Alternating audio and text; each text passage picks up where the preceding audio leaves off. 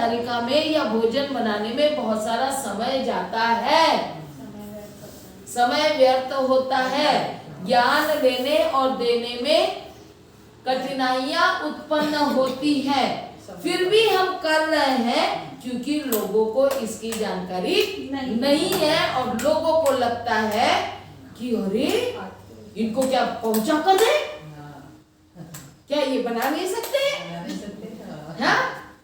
अरे बना सकते हैं, लेकिन महत्व किस बात का है? यहाँ पर जब स्कूल में है, इंस्टीट्यूशन में है, जहाँ धम्मा पढ़ रहे हैं, तो यहाँ पे पेट का भोजन से ज्यादा महत्व किसको दिया जाता है? बुद्धि के भोजन की ज्यादा जरूरत होती है। ठीक है ना?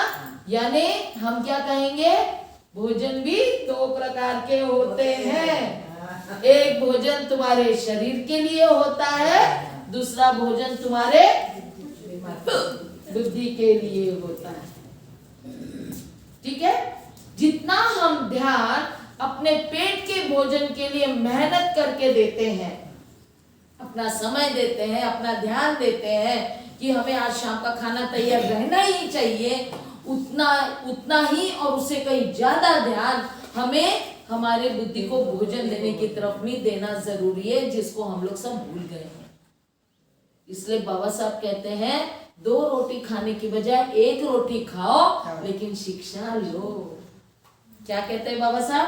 2 रोटी की जगह 1 रोटी खाओ, लेकिन शिक्षा लो।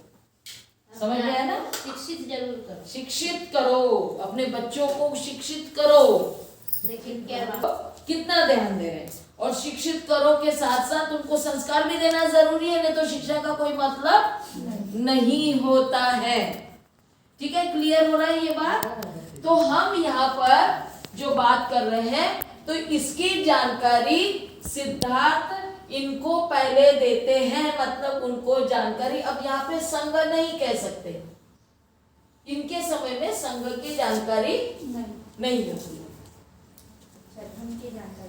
हाँ, क्योंकि वो जो ज्ञान प्राप्त करते रहते हैं उसकी जानकारी वो देते रहे। सिद्धार्थ जानते थे, सिद्धार्थ जानते थे। हाँ, क्योंकि सबके संग में रहते। तभी तो वो संघ नहीं, वो संघ बनाने की बात करते ना, महापरि निब्बान सूत्र, मतलब उनकी कल्पना थी।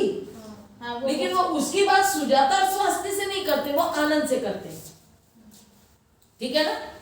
तो यहाँ पर जानकारी किसकी थी? बुद्ध धम्म की। लेकिन हम संघ इसलिए लिख रहे हैं कि इनके अलावा भी दूसरे उपासक उपासिका थे, उनको संघ की जानकारी होनी चाहिए। ठीक है ना? हम संघ की जानकारी नहीं बोलेंगे तो कैसे लोग संघ में हैं, क्या वो सही में संघ है या नहीं है? कोई संघ बन रहा है तो उसको तोड़ने के लिए आ रहा है कि संघ को अच्छे से मजबूत बनाने के लिए आ रहा है? क्या वो संघ पूरा जो संघ में लोग हैं वो धम्म का पालन सही तरह से कर रहा है या नहीं कर रहा है? ये सब जानकारी तो होनी चाहिए। ठीक है ना? इसीलिए ये जानकारी होनी जरूरी है। और जिनको ये जानकारी हो जाती है, क्योंकि उनको मालूम होता है कि जानकारी से उनको लाभ हुआ है। क्या हुआ है? उनको लाभ हुआ है, तो वो चाहते हैं कि जो लाभ मुझे हुआ वो अन्य लोगों को भी हो, तो वो उनको मदद करते हैं उन तक वो जानकारी पहुंचाने की। ठीक है? मदद कई तरह की हो सकती है, जैसे अभी बताया स्वास्थ्य ने घास ला कर दिया, बाकी लोग भोजन देते हैं। अभी बताया हमने, किसी ने पढ़ने के लिए हमारे छोटे छोटे टेबल दिए हैं, कोई हमको किताब ला कर देता है पढ़ने के लिए, है ना? तो कई तरह की मदद होती है। ये करने वाले को उपासक उपासिका कहेंगे। समझ में आ रहा है? बहुत इंपॉर्टेंट है ये बात। जो ये मदद नहीं करता और सिर्फ पुण्य कमाने के लिए अपने घर में भोजन के लिए बुलाता है, वो उपासक उपासिका नहीं है, वो सब बुद्धिस्ट है। वो बुद्धिस्ट भी नहीं है, अनुयायी है बस। अनुयायी, हाँ वही। अभी हम अनुयायी करके बुद्धिस्ट करके सर्टिफिकेट मिल रही है ना। आज के जमाने में बात करें तो एक सर्टिफिकेट है बुद्धिस्ट की, उसमें भी बहुत सारे नवबौद्ध और महार से कन्वर्ट हुए, ये वो बहुत सारे वो पॉलिटिकल चीजें हैं जो हमको नहीं देखना है। लेकिन हम उनको उपासक उपासिका नहीं कह सकते, क्योंकि वो अपने ही परिवार तक सीमित है, अपने खुद तक सीमित है, उन्हीं के बारे में वो स्वार्थ में है अभी पूरी तरह से धम्म को, बुद्ध को, धम्म को और संघ को समझे नहीं है, इसलिए वो उपासक उपासिका नहीं है। जिस दिन वो समझ जाते हैं वो फिर बाद में कहते हैं अच्छा हम बिहार में भी कार्यक्रम करेंगे, अरे किसी को बुलाना है क्या, आज कौन सा दिन है, चलो आज के दिन हम सबको इकट्ठा करते हैं, कुछ धम्म की चर्चा करते हैं। ये इस तरह के कार्यक्रमों का आयोजन करना ये भी उपासक उपासिकाओं का कर्तव्य है। जिसको ये समझ में आ जाता है वो ये भी सोचता है कि भाई हमारे यहाँ विहार नहीं है। देखो पिछली बार हुआ था, मतलब पिछले 2 दशक पहले हम बात करते हैं, विहारों की संख्या कई जगह में कमी थी, कई राज्यों में। तो ये लोग क्या करते थे, जो एक संपन्न व्यक्ति परिवार का होता था वो क्या करता था, हफ्ते में एक दिन अपने ही घर में लोगों को बुलाकर धम्म की चर्चा करते थे, है ना। तो वो क्या हुआ, जगह नहीं है लेकिन फिर भी धम्म की चर्चा कर रहा है, क्योंकि उनको मालूम है ये चर्चा करना जरूरी है, लोगों तक ये बातें पहुंचना जरूरी है। तो वो चर्चा करते थे। धीरे धीरे ऐसा होने लग गया कि वो बोले कि अच्छा आज मेरे घर में है ना, खास करके बुधवार को हुआ करता था। मैंने बिहार में देखी थी, जब हम 2007 में गई थी मैं वहां पे बिहार में, तो उस समय पता चला था मुझे कि वहां पे हर बुधवार को लोग इकट्ठा होते हैं, खीर बनाते हैं, धम्म की चर्चा करते हैं और अपने अपने घर में जाते हैं चर्चा करके। उसके माध्यम से बुद्धिस्ट लोग और बढ़ने लगे, यानी बुद्ध धम्म संघ को जानने लगे, ठीक है। और उससे क्या हुआ, एक ने जिम्मेदारी दूसरे को लगा मेरे भी घर में आ जाना चाहिए ना, तो फिर दूसरे ने भी अपने घर में बुलाना शुरू कर दिया। ऐसे करते करते हर एक घर में वो ऐसे कार्यक्रम होने लगे, वो चर्चा फैलती चली गई। और कुछ सालों के बाद जाकर हमने देखा तो वहां पे बुद्ध विहार बन गया। ये मैं गया की बात कर रही हूँ, गया, बुद्ध गया की बात नहीं कर रही, मैं गया गांव की बात कर रही, जो पहाड़ी पर है। अम्बेडकर नगर करके प्रसिद्ध है वो एरिया। मैं 2007 से वहां जा रही हूँ, तो वहां पे मैंने ये प्रोसेस देखा है। राजगीर कम से कम 18-19 साल हो गए, मैं भूल गई हूँ। तो नहीं, देखो नाम याद रखना उतना इम्पोर्टेंट नहीं होता जितना कार्य को याद रखना, याद है ना, है ना, कार्य याद है वो। तो वो उन्होंने जो किया वो वैसे ही बुधवार को होता था, और धीरे धीरे बाद में पता चला वहाँ पे वो भिक्षु थे, उन्होंने वहां जाकर एक विहार भी बनाए, वो विहार अभी भी है। तो जगह बन गई जहाँ पे लोग इकट्ठा आते हैं और चर्चा होती है, ठीक है। तो वो जिन्होंने भी अपने घर में कार्यक्रम किया, जिन्होंने भी बुद्ध विहार बनाने में मदद की, वो कौन थे, प्रचार करने में मदद करने वाले उपासक उपासिका थे। प्रचारक अपने ज्ञान के कौन थे, बुद्ध। और उनको उनकी शिक्षा को फैलाने के लिए उन्होंने भिक्षु संघ तैयार किया। प्रचारक है भिक्षु, इसलिए उनके लिए नियम अलग है, प्रचारकों के लिए नियम अलग है, और जो मदद करते हैं उनके लिए नियम अलग है। जो प्रचारक है वो 24 घंटे के प्रचारक है, जैसे डॉक्टर होता है ना, वो सोया है, फोन आ गया किसी कोई बीमार है, आपकी जरूरत है, उसको नींद छोड़कर भागना पड़ेगा उसके इलाज के लिए। उसी तरह का चीवरधारी होना चाहिए। मैं आराम कर रहा हूँ, सो रहा हूँ, मैंने देखा है बहुत जगह लिखा होता है कृपया डिस्टर्ब ना करें। ये खास करके श्रीलंका वाले भिक्षु या जो भी महाबोधि विहार जहाँ पे भी होते हैं, वहां पे इन लोगों का एक ऑफिस होता है, और ऑफिस में लिखा रहता है भिक्षु से मिलने का समय। इनके लिए कोई समय नहीं होना चाहिए। जब भी कोई आए जरूरतमंद, जैसे पुलिस स्टेशन जैसे, फॉर एग्जाम्पल आपने पुलिस का भी दे दिया, बिल्कुल सही। तो उसी तरह होता है, भिक्षु ने हमेशा अलर्ट रहना है, जब भी किसी को जरूरत पड़े हमें तैयार रहना है उन्हें मदद करने के लिए।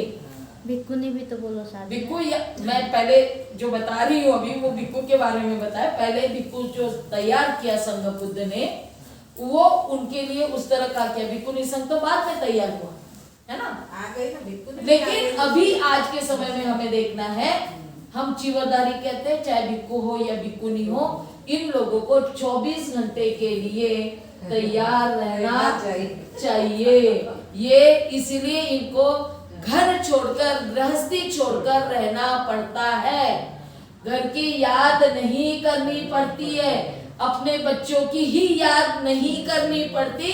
अपने बच्चों के साथ साथ दूसरों को भी अपना बच्चा समझकर उनके लिए भी हमें समय पर तैयार रहना पड़ेगा, उनकी मदद करने के लिए। ठीक है। हम लोग कितने लोग चीवरधारी ये सब समझ कर आए हैं, यहाँ पे तो अपनी समस्या लेकर आए। जैसे विपස්සना में अपनी समस्या लेकर चले जाते हैं, अपनी ही समस्या लेकर जाते हैं। लेकिन यहाँ कहते हैं ना, हम पूछते हैं फॉर्म भरवाते समय, आप क्यों चीवर लेना चाहते हो? कोई बोलता है मेडिटेशन करने के लिए, तो बोलते घर में जाकर मेडिटेशन करो। यहाँ पे सिर्फ मेडिटेशन नहीं होगा, उसके अलावा भी कुछ होगा। मेडिटेशन करने के लिए इंस्टीट्यूट की क्यों जरूरत है भाई? वो हमारा एक भाग है, मेडिटेशन करना है, लेकिन उसके अलावा भी बहुत सारे कार्य करने हैं, उसके अलावा भी बहुत सारी बातें सीखनी है। और सबसे उद्देश्य सबसे बड़ा होना चाहिए कि मैं मानवता के लिए काम आऊं, मानवों के काम आऊं, उनको जो जरूरत है वो मैं पूरा करूं। मैं एक चीवर में रहकर सामाजिक कार्यकर्ता बनना चाहता हूं। मेरे दिमाग में अगर ये बात नहीं है तो मैं चीवर पहनने लायक नहीं हूं। समझ में आ रहा है? ये बात पूरी अच्छी तरह से ध्यान रखे, तभी चीवर पहनकर आगे बढ़े, नहीं तो वापस घर जाए। ठीक है, तो ये बात को समझना पड़ेगा। तो फिर ये मदद करने वाले होते हैं, वो उपासक उपासिका होते हैं। अब उनकी जिम्मेदारी है क्या क्या है, वो क्या क्या कर सकते हैं, ये कल आपको बताया गया। लेकिन एक और महत्वपूर्ण जानकारी मैं आपको देना चाहती हूँ। आप लोगों ने नाम सुना होगा Bharatiya Bauddha Mahasabha, the Buddhist Society of India. किसने निर्माण किया था? डॉक्टर बाबा साहब आम्बेडकर ने ये संस्था का निर्माण किया।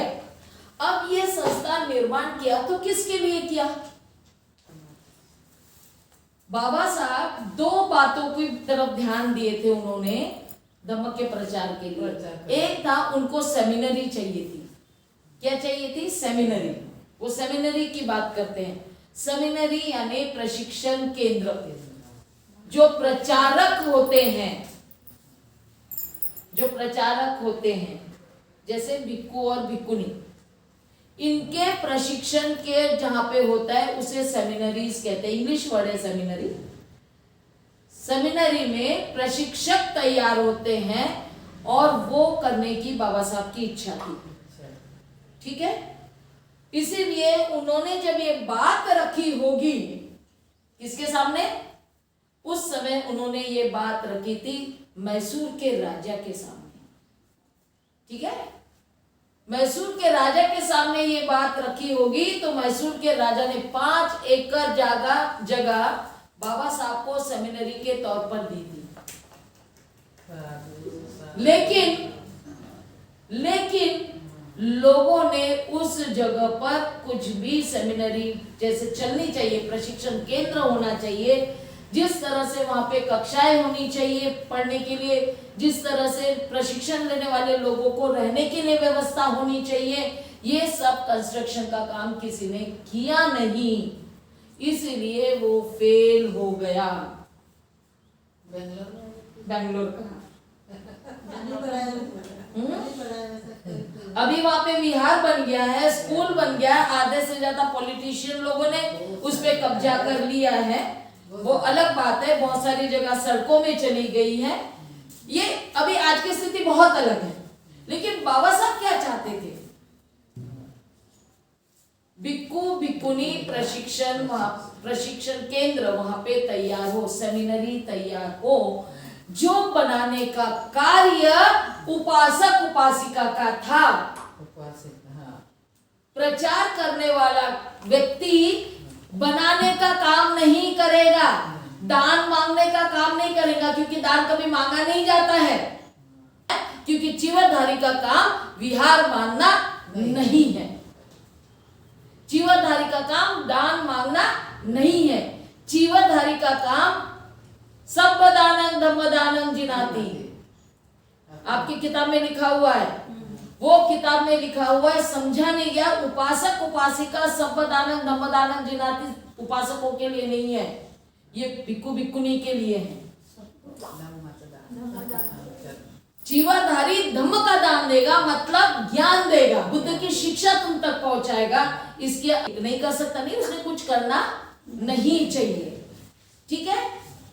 और वो करने के लिए, धम्म का प्रचार प्रसार करने के लिए उपासक उपासिकाओं ने सारी व्यवस्था करनी चाहिए, चाहे वो प्रशिक्षण केंद्र बांधना हो, चाहे वो भोजन देने की बात हो, चाहे प्रशिक्षण के लिए और चीजों की जरूरत हो, वो व्यवस्था उपासक उपासिकाओं ने करनी चाहिए। समझ में आ रहा है? अब अगर जो चीवर छोड़ के जाएगा, क्योंकि कुछ समय के लिए चीवर लिया है, तो वो समझो तुम्हारे कर्तव्य क्या है। अगर तुमको लगता है यहाँ पे सही तरह से शिक्षा हो रही है, सही तरह से दीक्षा हो रही है, तो इसको मदद करने का काम किसका होगा? आप उपासक उपासिकाओं का होगा।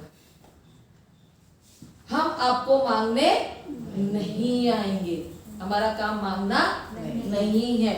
बहुत से लोग दान दक्षिणा कहते हैं, दक्षिणा भी इसमें नहीं है, ठीक है।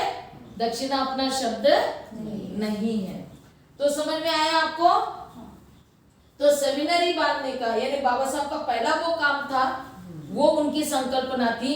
दूसरी संकल्पना वो पूरी करना चाहते थे भारतीय बौद्ध महासभा के नाम से, the Buddhist Society of India के नाम से, जहां पे उन्होंने 10 पॉइंट दिए हैं। और वो 10 पॉइंट पढ़ेंगे, यानी उद्देश्य अगर हम पढ़ेंगे तो पता चलेगा कि उस उद्देश्य के माध्यम से वो उपासक उपासिकाएं के लिए उन्होंने वो संस्था बनाई है। किसके लिए बनाई है?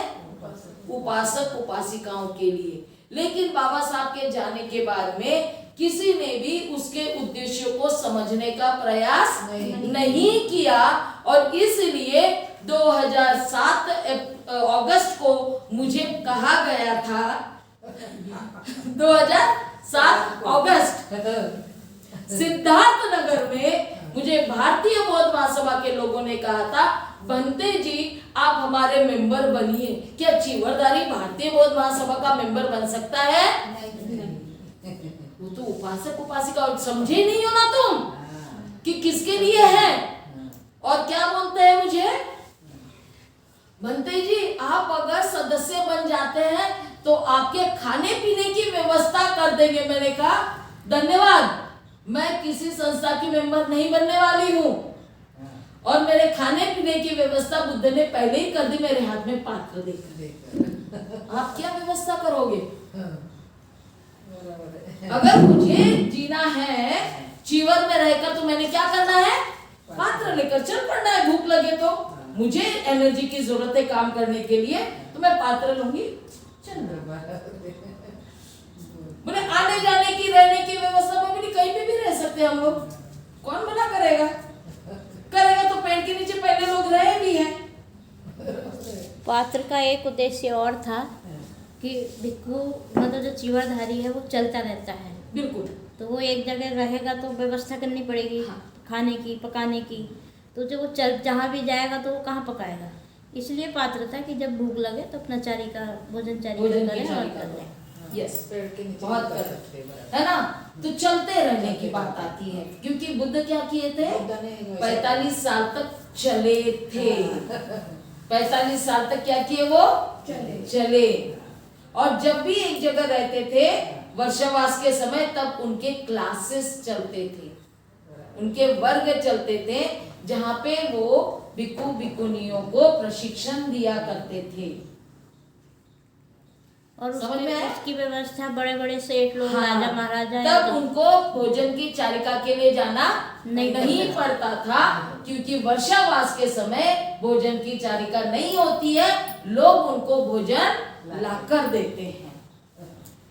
ये हर चीज को, छोटी छोटी बात जो बुद्ध के समय में हुई, बुद्ध के जीवन में घटी है, और उन्होंने जो भिक्खु भिक्खुनी संघ को बताया, उपासक उपासिका संघ को बताया, इस बात को स्टडी, गहराई से स्टडी करना जरूरी है, तभी हम उस बात को आगे ले जा पाएंगे। वरना हम ऊपरी तौर पर काम कर रहे हैं तो कब भारत प्रबुद्धमय बनेगा? हम गहराई में ही नहीं गए। अभी तक हमने वो भारतीय बौद्ध महासभा को ही नहीं समझा है कि कहते ये अपने समाज के लोग नहीं है, वहां मत जाओ। बहुत बार ये कहा गया, बोले कोई बात नहीं, जो भोजन हम खाते हैं वही भोजन वो भी खाते हैं, और आज तुम लोगों ने उसका अनुभव लिया। आज जिस बस्ती में आप गए, वो द सो कॉल्ड जातिवादी लोगों के अनुसार खुश होकर दे वो समाज के नहीं थे, जिनको लोग कहते कि हमारे समाज के है या नहीं है ना, ये जाति के है या जाति के नहीं है। चीवरदारी के लिए सभी जाति के लोग एक जैसे होते हैं, सभी समाज के लोग एक जैसे होते हैं, और इसलिए उनके पास आज भोजन के लिए आप लोग गए तो वो कितने खुश हो गए थे, ये आपने खुद देखा। कभी नहीं देखे उनके चेहरे पर जो समाधान और खुशी थी, और उन्होंने बोला कि कभी हमारे पास में नहीं आया, कोई भी नहीं आया। ये एक तरह का हमारी कमी है कि हम नहीं जाते हैं। हम चीवर पहनने के बाद में भी यदि हम किसी एक जाति से संबंध रखते हैं तो हम कहीं ना कहीं गलत है। बुद्ध ने ऐसा नहीं किया। बंते निम्मल मेहता ने वहां पे समझाया उनको, तो उनको कितनी खुशी हुई, है ना? उनको खुशी हुई कि भाई तुम्हारा और हमारा जीवन एक ही है, खाना पीना भी एक ही है, हमारे जीवन में भी दुख होता है, तुम्हारे जीवन में भी दुख होता है, तुमको भी समस्याओं का समाधान चाहिए, हमें भी समस्या का समाधान चाहिए। कौन सी जाति ऐसी है कि ये जाति में समस्या नहीं है और वो जाति में है? ऐसा कहीं नहीं है। और भोजन ऐसा भी नहीं है कि वो लोग खाते हैं और वो खाते हैं, वो ये समाज के लोग नहीं खाते, ऐसा भी नहीं है। तो चीवरदारी को तो भोजन कहीं से भी मिलना चाहिए, कहीं से भी लेना चाहिए, जहां से मिलता है वहां से लेना चाहिए। इसके अगर हम भोजन की चारिका पर आते हैं तो बहुत सारी बातें समझ में आती है कि पता चलता है कि भोजन की चारिका का उद्देश्य क्या है। हम भोजन की चारिका के उद्देश्य पर अलग क्लास लेंगे, ठीक है? उसको समझना पड़ेगा। नल के पास से गए थे। हाँ, चीवरधारी भोजन की चारिका करते ही नहीं है, इसलिए हमको क्लास के बीच में से चारिका करना पड़ रहा है। कोई नहीं करते बराबर। हम लोग चीवर पहने हुए जो इंस्टीट्यूट नहीं चला रहे हैं, जो इस तरह का ज्ञान के वर्ग नहीं चला रहे हैं, उनका काम तो है ना कि करें, उन्होंने चारिका करनी चाहिए। हाँ, जो इंस्टीट्यूट चला रहे हैं उनका एक ज्ञान से संबंधित जो काम है वो कर रहे हैं, तो उनको मिल रहा है या वो बना रहे हैं, वो अलग बात हो जाती है, ठीक है? तो ये हमको ध्यान में रखना है। तो ये बुद्धिस्ट सोसाइटी ऑफ इंडिया की बात कर रहे थे जो बाबा साहब ने बनाई, यानी एक तो भिक्खु भिक्खुनी संघ सामिनेरी और उपासक उपासिकाओं के लिए एक अलग संस्था, जहाँ पे उन्होंने उनके उद्देश्य दिए हैं, जिसमें पहला उद्देश्य ये कहता है कि प्रचार प्रसार में मदद करना चाहिए। क्या कहता है पहला उद्देश्य क्या है?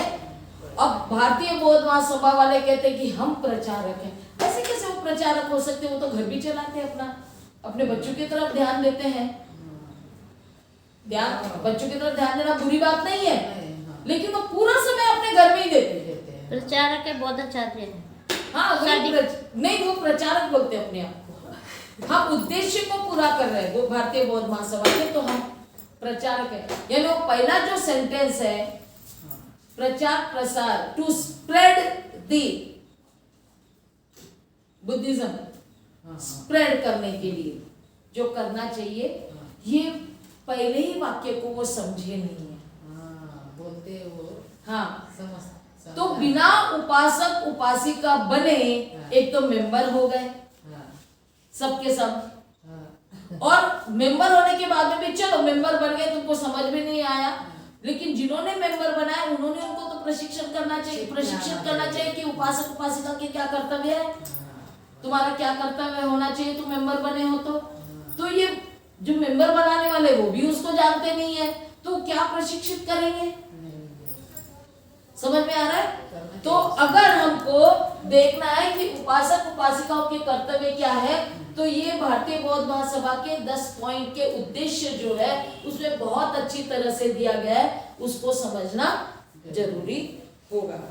ठीक है, तभी जैसे मैंने बताया था कि ये लोग बने थे, तो इन जो उपासक उपासिका बन रहे हैं, मेंबर बन रहे हैं, लेकिन इनको मालूम नहीं है। क्यों मालूम नहीं है? क्योंकि इनका फर्क नहीं किया गया। अनुयायी जो बने हैं, जो 22 प्रतिज्ञा लिए हैं, उनसे इनको अलग समझा नहीं गया है, एक ही माना जा रहा है।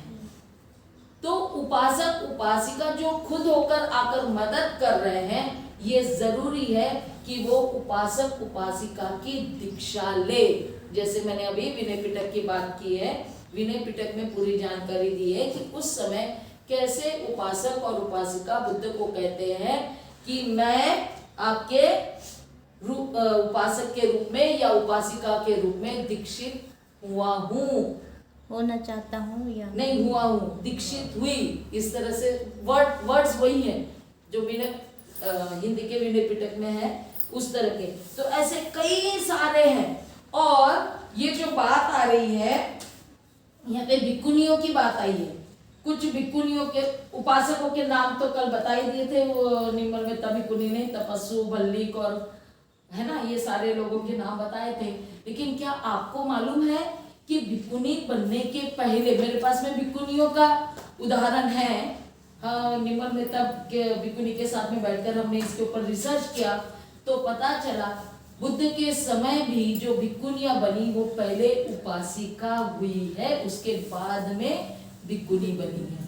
आज ऐसा हो रहा है कि घर में परेशानी हुई तो मैं चिवर लेने जा रही हूँ, उपासिका बन रही या नहीं बन रही ये इसको मालूम ही नहीं है। समझ में आ रहा है? तो इसमें कई नाम आ रहे हैं, जैसे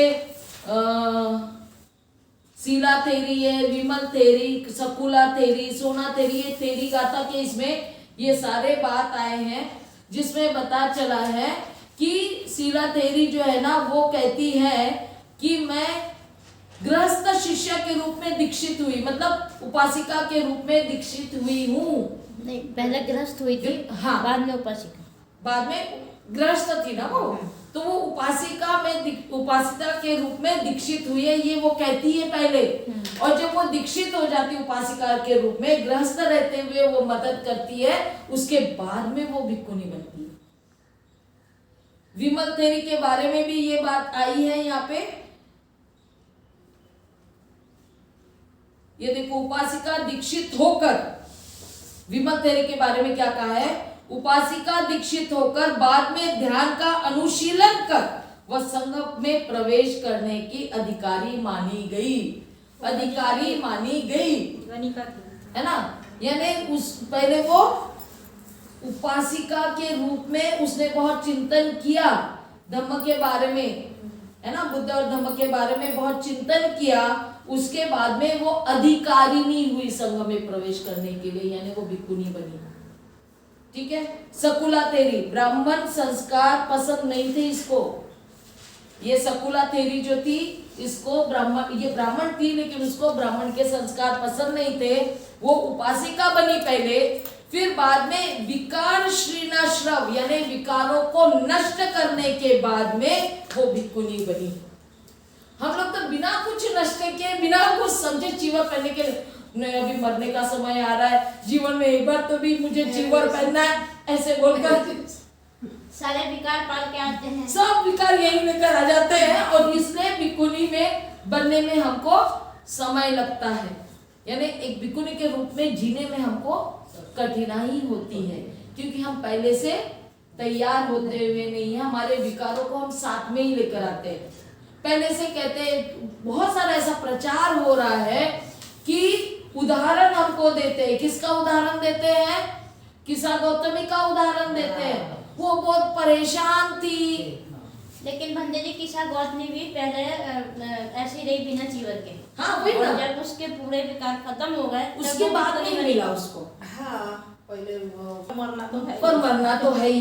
इस तरह के यानी बताया जाता तो पूरा क्लियर करके हमको देशना नहीं दी जाती बिक्कू बिक्कुनी के माध्यम से, तो हमको समझते अरे हम परेशान है चलो चीवर ले लो। कोई बोला कि तुम परेशान हो, अरे चीवर क्यों नहीं ले लेती हो? अरे चीवर लेने के पहले तुम्हारी समस्या का समाधान गृहस्थ जीवन में रहकर ही करना पड़ता है, अपने विकारों को नष्ट गृहस्थ जीवन में रहकर ही करना पड़ता है। और जब तुम्हें उसका लाभ होता है, मैं बार बार लाभ का नाम ले रही हूँ, गृहस्थ जीवन में रहकर धम्म समझ के तुम्हें लाभ होता है, तब तुम चीवर लेकर दूसरों के लिए जीने के लिए तैयार होती हो। समझ में आ रहा है? हाँ। आगे बढ़ना है। इसके बाद में चंद्रा थेरी के बारे में आ रहा है। हाँ नहीं, सोना थेरी का भी है। वृद्ध होने से संघ में प्रवेश नहीं दे रहे थे उसे, वृद्ध थी यानी बुढ़ी थी, तो उसने प्रयास किया बुक्कुनी बनने से पहले। यानी अब जैसे कहते हैं ना, हम भी कहते हैं आप 50 के ऊपर हो तो मत आओ। क्यों?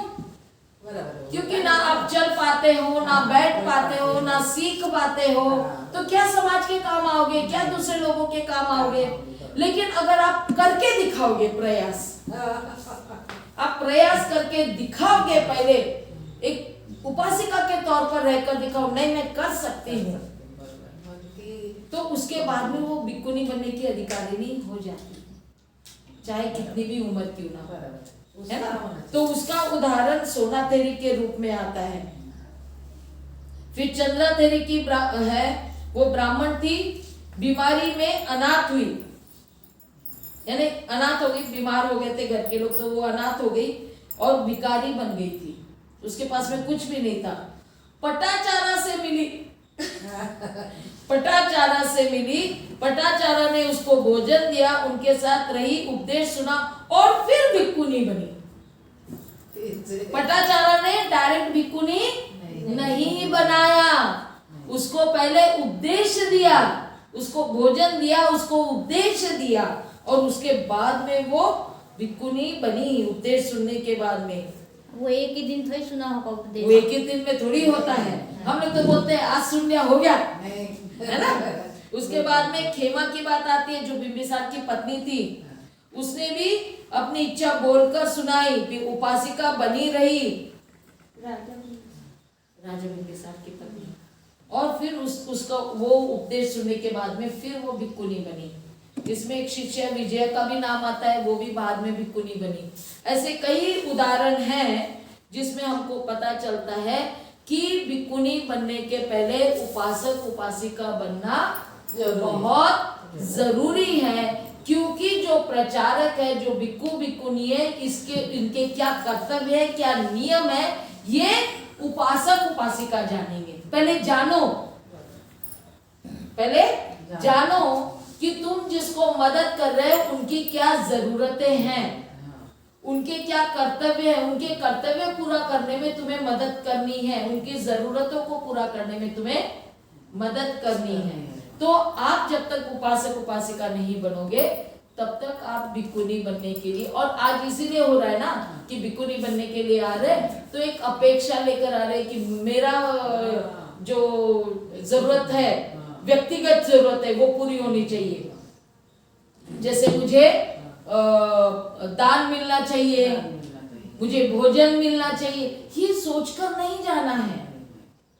कुछ प्रचार करना है हम लोगों ने अभी जो कार्यक्रम किया, इसमें बहुत सारी भिक्कुनियां ये सोचकर आई कि हमें आने जाने का किराया मिलेगा। संघ, भिक्कुनी संघ का कार्यक्रम, तो भिक्कुनी के संघ के कार्यक्रम में क्या भिक्कुनी दान देगी या कि उपासक उपासिका दान देंगे? उपासिका। आज बहुत सारे भिक्कुनियां हमारे विरोध में इसलिए कि मैंने दान नहीं दिया। अरे मैंने दान देने, पैसा दान देने के लिए, आपके आने जाने का किराया देने के लिए मैंने चीवर नहीं पहना है। और मैं आपको जो 2011 से दान दे रही हूँ सब भिक्कुनियों को कि तुम पढ़ो, अच्छे बनो, अच्छा ज्ञान लो, मैं ट्रेनिंग दे रही हूँ, ये दान की कीमत और किराए के पैसे की कीमत में फर्क करना सीखो। मैंने इतना धम्म का दान दिया, उसके बारे में तुम्हारे मन में कुछ भी नहीं है, धन्यवाद का नहीं, कुछ नहीं आ रहा है। लेकिन एक कार्यक्रम में पैसा नहीं दिया आने जाने का, इसलिए मेरे विरोध में खड़े हो गए। कोई बात नहीं, सबका भला होता है, होने दो। कृतज्ञता और कृतज्ञता होनी चाहिए, वो है ना।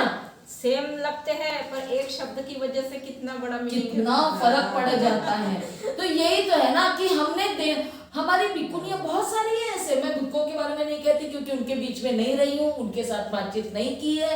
लेकिन मैं भिक्खुनी संघ में रहने के बाद में भिक्खुनी संघ का एक प्रतिनिधित्व करने की वजह से, सेक्रेटरी होने की वजह से मैं उनके साथ रही, उनकी जरूरतों को समझ रही हूँ। तो मैं जानती हूँ कि मेरा काम पैसे देना नहीं है। अगर कोई भिक्खुनी के माध्यम से तुमको पैसा मिल रहा है तो वो भिक्खुनी क्या सही काम कर रही है? नहीं, पैसा देकर नहीं, नहीं। चीवरधारी का काम ये नहीं, नहीं है, ठीक है। यानी मैं भिक्खुनी की बात कर रही हूँ, सामने रही हो कि नहीं। बहुत सारी अभी भिक्खुनियां ऐसी हैं जो अभी भी कहीं और से दान लेते हैं और वो दूसरों को देते हैं और बोलते हैं ये मेरी तरफ से दान। नहीं, तुम्हारी तरफ से ये दान नहीं चाहिए। तुम चीवरधारी हो, देना है तो संघ में जमा करो। इसका भी नियम है कि अगर तुम्हारे पास में ज्यादा दान आ रहा है तो तुमने संघ में जमा करना चाहिए और संघ जिसको जरूरत है उसको वो पूरा करके देगा। लेकिन संघ की भावना भी अगर मन में नहीं है तो वो दान का कोई उपयोग नहीं है। तुम कहते हो आज चीवरधारी के मन में भी ये है कि हमने दान करना चाहिए क्योंकि इससे पुण्य लाभ होता है, तो ये भिक्खुनी की गलत फहमी है, वो सही तरह से प्रशिक्षित नहीं हुई है, ठीक है। तो इस तरह की ये बातें हैं, ये हमको समझना पड़ेगा। तो उपासक उपासिका बनना बहुत जरूरी है। मैं आपको 10 पॉइंट नहीं लेना चाह रही हूँ, सिर्फ आपको इतना बताना चाह रही हूँ कि अगर वो 10 पॉइंट समझेंगे तो पता चलेगा कि आपको सेमिनरी बांधने की जरूरत है, आपको प्रशिक्षण केंद्र बनाने की जरूरत है, आपके उनके खाने की व्यवस्था करने की जरूरत है, आपको उनके रहने की व्यवस्था करने की जरूरत है।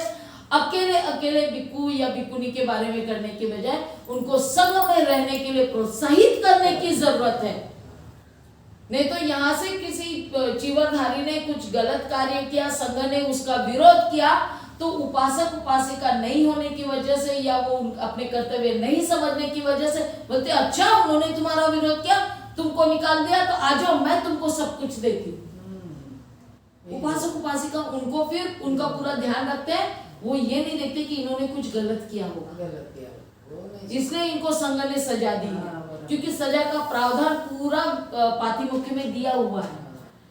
तो ये पातिमुख्य या विनय पिटक पढ़ने का अधिकार उपासक उपासिका को नहीं दिया। क्यों नहीं दिया? बुद्ध ने तो दिया था, उन्होंने तो कहा ज्ञान सभी लो। उन्होंने कोई ऐसा तो नहीं कहा कि ये किताब तुम मत पढ़ो और ये इसके बारे में तुम मत जानो, ऐसा नहीं था। लेकिन आज इस तरह से प्रचार किया जा रहा है कि विनय पिटक उपासक उपासिकाओं के लिए नहीं है, तो उन्होंने नहीं पढ़ना चाहिए। अरे वो पढ़ेंगे तब तो जानेंगे कि कौन से चीवरधारी कौन सा दोष कर रहे हैं, कौन सा अपराध कर रहे हैं, किस अपराध के दोषी हैं, उनको संघ क्या सजा दे रहा है, तो हमने उनको मदद करनी चाहिए या नहीं करनी चाहिए। विनय पिटक का निर्माण ही उपासक उपासिकाओं के कारण। हाँ, ये बात भी नहीं इनको मालूम कि बुद्ध ने जो विनय पिटक में जो नियम दिए गए हैं उसमें जब भी कोई गृहस्थ व्यक्ति किसी चीवरधारी से परेशान होता था या उनको गलत करते हुए या अपराध करते हुए देखता था तो कंप्लेंट लेकर बुद्ध के पास जाते थे कि कैसे चीवरधारी है आपके, ये इस तरह का कार्य कर रहे हैं। तो उसके ऊपर से बुद्ध नियम बनाते थे। तो क्या नियम बनाया बुद्ध ने, ये उनको मालूम होना जरूरी है। लेकिन हमने उनको रोक दिया,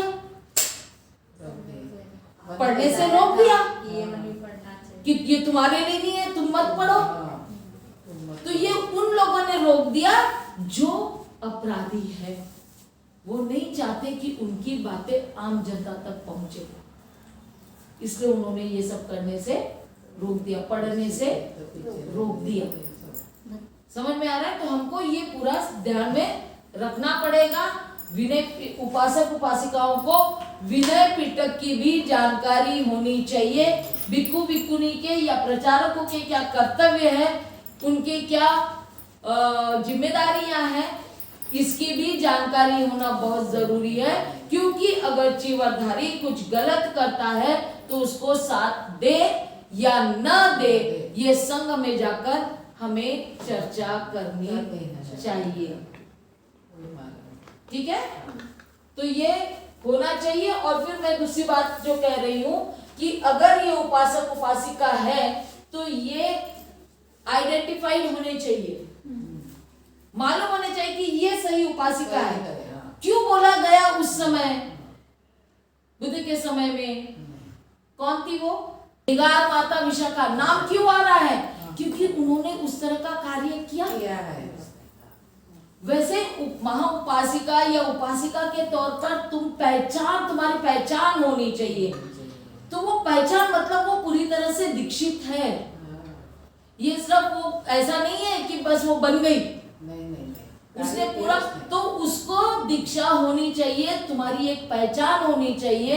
और पहचान के लिए विशाखा की बहुत बड़ी पहचान एक ये है कि वो उपासिका है कि एक घटना आती है जिसमें कहते हैं कि वो विहार में जाती है और वो अपना हार पहनकर जाती है ना, और वो निकाल के रखती है। जब वो जाती है तो वो धम्म में इतना लीन हो जाती है, सुनने में इतना लीन हो जाती है कि उसको ध्यान ही नहीं रहता कि मैंने अपना हार निकाल के रखा है ना, वहीं पर रखा है। और वो बाद में क्या कहती है, मुझे उसकी क्या जरूरत है। जब उसको बताया जाता है तो कहती मुझे उसकी क्या जरूरत है। इसके बाद में नियम बनता है कि आप ऐसी चीजें पहनकर मत आओ। तो उपासक उपासिकाओं का कर्तव्य है कि जेवर पहनकर ना आओ धम्म की शिक्षा लेते समय, ताकि गुम होने के, अब उसकी तरह तो सब नहीं बनेंगे ना। एक सोने का गुम हो गया तो अभी हुआ था, एक घटना हुई थी, चीवर पहना था 10 दिन के लिए नागपुर में ही, और उन्होंने कान का या नाक का कुछ तो भी निकालकर भिक्खुनी के हाथ में दिया कि आप संभाल के रखो। ठीक है, अब वो एक तो तुमने दे दिया रखने के लिए, अब बाद में तुमने चीवर लिया और बाद में चीवर निकाल लिया। तुम्हारी आसक्ति कितनी है, मुझे वो चाहिए। अब उसको बोली मेरे पास तुमने नहीं दिया, अब कौन सच है झूठे ये हम नहीं कहते, लेकिन इतना तो हुआ ना, आसक्ति बढ़ गई। आसक्ति तुम्हारी है, वो नाका निकाला तो, लेकिन उसके साथ में जो इतना पढ़ने के बाद में, धम्म समझने के बाद में भी अगर तुम्हारी आसक्ति वो सोने के इतने से रहा लौंग जो कहते हैं, जो भी है उसमें रह गया है, तो क्या धम्म सीखा। तो आप जीवन निकालने के बाद में भी आप उपासिका नहीं बनी, आपकी आसक्ति नहीं गई, क्योंकि उपासक उपासिकाओं की जेवरों से और फैशन से आसक्ति मिट जानी चाहिए, है ना। इसलिए 8वां शील होता है ना, माला गंध विलेपन धारण मंडन विभूषण ठाना वेरमणि सिक्खा पदं समाधियामि। क्यों दिया गया है ये? तुम्हारी आसक्ति उसमें से हट जानी चाहिए। ठीक है, हमने अष्टशील लिया बोलते हैं, उपोषण है बोलते हैं, लेकिन सब जेवर पहने हुए होते हैं। आपस में चर्चा भी होती है। यहाँ पे कहा विभूषण ठाना, जहाँ पे विभूषण आभूषण मिलते हैं उस जगह पर नहीं जाना, ये भी कहा जाता है। वो ये बात तो बोलते ही नहीं है, ऊपर से पूछते अच्छा कौन से दुकान से खरीदा है, हम भी जाएंगे खरीदने के लिए। ये क्या सीख क्या रहे हैं हम, क्या सीख रहे हैं? हम ज्ञान को आभूषण नहीं समझ रहे हैं, हम ये बाहरी दिखावे को आभूषण समझ रहे हैं। ये आभूषण है ना, ज्ञान का आभूषण लो तो चेहरे पर सुंदरता बढ़ेगी, तुम्हारे चेहरे का तेज बढ़ेगा। ये आभूषण तुमने ग्रहण करना चाहिए, इसको नहीं कर रहे तो कैसे उपासक उपासिका। और फिर कहा जाता है उपासक उपासिका उपोषित करेंगे, तो क्या उपोषित करना है? तो 8 शील में से एक ही शील पालन करते हैं, कौन सा? 12 के पहले खाना है। खाना 12 ये वो भी सही है या नहीं मालूम नहीं, लेकिन 12 के पहले खाना है, सही है। उपवास करना है। हम पूछते हैं, बहुत जगह पूछा हम लोगों ने, अच्छा आपने उपवास लिया? हाँ बंते जी हमने उपवास लिया, वर्ष हमने 3 महीने के लिए उपवास लिया है। अच्छा तो फिर क्या किया? तो 3 महीने हमने खाना नहीं खाया शाम को। और ये कोई ये नहीं बोलता कि 3 महीने मैंने झूठ नहीं बोला, हाँ, कोई ये नहीं बोलता कि 3 महीने मैंने किसी के साथ लड़ाई नहीं की, कोई ये नहीं बोलता कि 3 महीने मैंने किसी के चीजों को बिना पूछे हाथ नहीं लगाया। अपने को जांचना चाहिए ना, मैं क्या कर रही। 3 महीने मैंने आभूषण नहीं पहने, 3 महीने मैंने आभूषण नहीं पहने, क्रीम 3 महीने मैंने मनोरंजन नहीं किया, पूरा ज्ञान में ही रही। ये शब्द किसी के नहीं निकलते, पहला निकलता है, चाहे वो करते भी होंगे थोड़ा बहुत, मैं ये नहीं कह रही कि नहीं करते होंगे, लेकिन पहला उत्तर निकलता है उपवास किया मतलब क्या? 3 महीने तो मैंने शाम को भोजन नहीं किया। बाकी करते भी होंगे लेकिन उसको पहले बोलते नहीं है। उनको लगता है भोजन करना यानी बहुत बड़ा अपराध है, यानी ऊर्जा लेने के लिए अगर हम भोजन करते हैं तो ऊर्जा प्राप्त करना क्या ये अपराध है? नहीं। जबकि वो उसका भाग भी नहीं है। भंते जी बताते ना, भंते जी सब तो ये हमको समझना है, ये बहुत लंबा प्रोसेस होता है, आसान नहीं है। जो मैंने समझाई नहीं वो मैं तुमको समझा रहा हूँ, मतलब क्या? तभी आपकी जो प्रवज्जा होती है, जो सामनेर की दीक्षा होती है, सामनेरी की दीक्षा होती है, आप बुद्धम शरणं गच्छामि बोलते हो तो आपको वहीं टोक दिया जाता है कि मकरांत मत बोलो, क्योंकि तुम प्रचारक बनने वाले हो। प्रचारक अगर गलत सीखेगा तो गलत ही पढ़ाएगा। उसको टोका जाता है, बुद्धं शरणं गच्छामि मत बोलो, बुद्धं शरणं गच्छामि बोलो, ताकि पाली सिखाओ, संस्कृत मत सिखाओ। ठीक है, रही हूँ, इसको आगे और करेंगे, काफी सारा है इसमें। मैं चाहती हूँ कि